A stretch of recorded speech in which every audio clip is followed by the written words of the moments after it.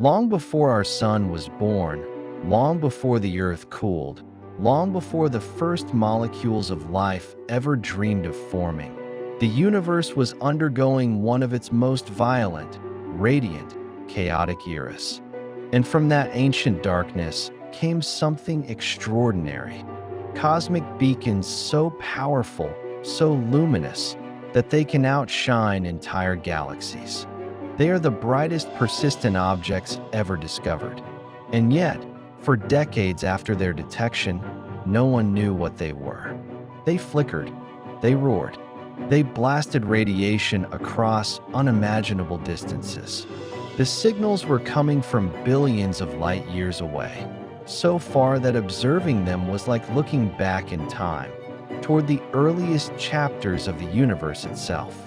Scientists called them quasi-stellar radio sources, a clumsy name for a profound mystery, a name that would eventually be shortened to a single word: quasars. But what are they really? How do they shine so brightly? Why do they exist in the early universe, but not today? And what do they reveal about the past and future of the cosmos? To understand quasars, we must peer into the heart of galaxies, confront the violence of supermassive black holes, and look across cosmic time to the very beginning.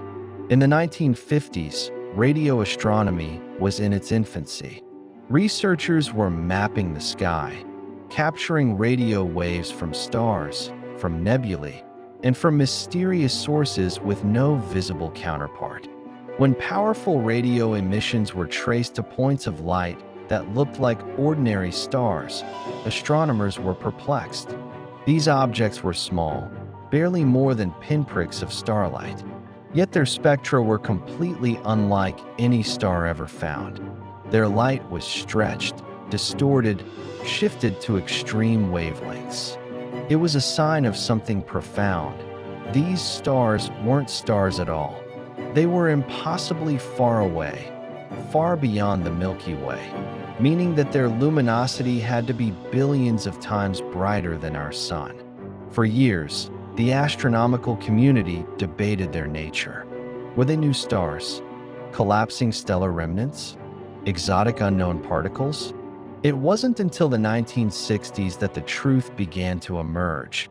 These objects had such extreme redshifts that they must be located at the edge of the visible universe.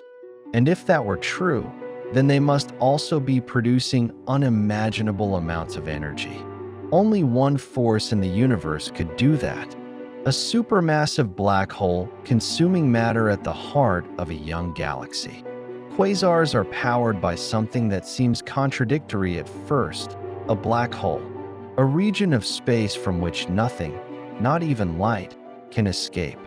Yet around this darkness forms one of the brightest engines in the universe. Here's how it works. At the center of many galaxies, including our own, lies a supermassive black hole millions or even billions of times the mass of the sun. When gas, dust, stars, and entire star systems fall toward it, they don't plunge directly in. Instead, they swirl into an accretion disk, a rotating platter of superheated material. Friction, magnetic fields, and extreme gravity rip the atoms apart, accelerating matter to nearly the speed of light. Temperatures rise to millions of degrees. The disk glows with incredible brightness. Radiation erupts across the electromagnetic spectrum, and from the black hole's poles, something even more dramatic happens: jets.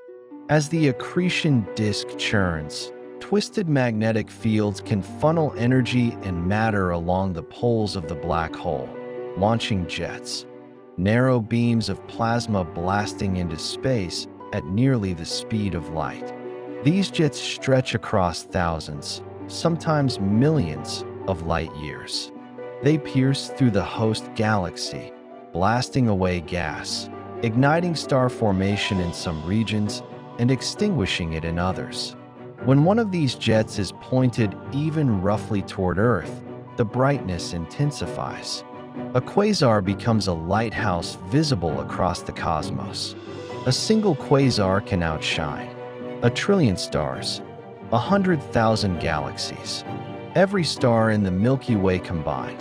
And yet the source of this brilliance fits within a space smaller than our solar system. This is cosmic violence at its most radiant. One of the great mysteries of quasars is not just what they are, but when they are. Most known quasars date back to the early universe, roughly 1 to 3 billion years after the Big Bang. Back then, galaxies were colliding frequently, their cores overflowing with gas and dust, the perfect fuel for supermassive black holes. Today, quasars are rare. The nearby universe is calm. The wild cosmic feeding frenzy of the early days has quieted. Supermassive black holes have consumed or blown away most of the material that once sustained them.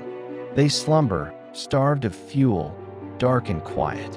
Our own galaxy, the Milky Way, houses a supermassive black hole, Sagittarius A*, but it is faint, almost dormant.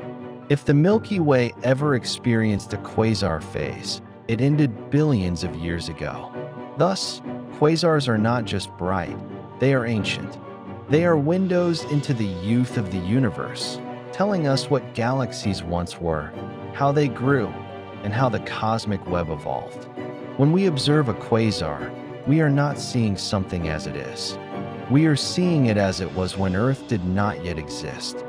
Quasars allow us to probe the farthest reaches of space.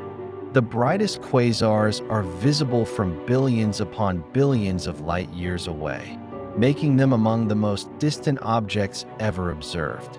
Some quasars shine from just 700 million years after the Big Bang, so early that astronomers once doubted supermassive black holes could have formed so quickly. Yet they did. The existence of such ancient quasars forces us to confront new questions. How do black holes grow so fast? How big were the first stars? Did primordial black holes form directly from collapsed clouds of dark matter? Or did entire early galaxies funnel matter into their cores more efficiently than we thought? Every quasar we discover deepens these questions. Every observation hints at a universe more dynamic, more violent, and more interconnected than we ever imagined. Today, the universe is a calmer place. The cosmic collisions that once fed quasars have slowed. Galaxies have settled into grand spirals, gentle ellipticals, and stable clusters. The universe is expanding, cooling, maturing. And in that maturity, quasars have begun to fade. The age of quasars is ending, but their legacy remains. The jets from ancient quasars sculpted galaxies. Their radiation shaped the intergalactic medium. Their energy influenced the formation of stars and clusters. Even the arrangement of galaxies today carries the imprint of quasar activity from a time when the cosmos was young. In many ways, quasars were the engines that helped shape the modern universe. So what are quasars really? They are paradoxes, light born from darkness. They are cosmic engines, powered by gravity's most extreme creation. They are time machines, messages from the dawn of existence. And they remind us of something profound, that the universe, in all its beauty, is also a place of ferocity. That creation and destruction are intertwined. That even the darkest objects, black holes, can give rise to the brightest lights we will ever see.